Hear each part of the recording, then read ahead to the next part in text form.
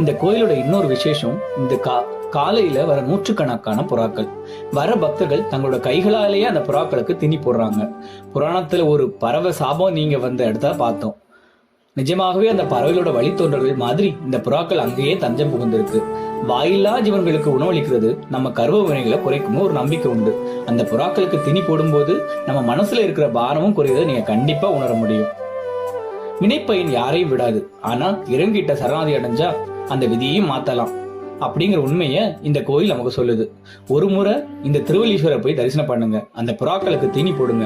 உங்க கர்மவினைகள் குறைத நீங்களே உணர்வீங்க. உயிரிழத்தில் அன்பு செய்வோம், இறைவனிடம் தஞ்சம் அடைவோம். இந்த வீடியோ பிடிச்சிருந்தா லைக் பண்ணி மறக்காம ஷேர் பண்ணுங்க. நம்ம சேனலையும் சப்ஸ்கிரைப் பண்ணுங்க. நன்றி. ஓம் நம சிவாய. தென்னாவுடைய சிவனையே போற்றி, எந்நாட்டவர்க்கும் இறைவா போற்றி.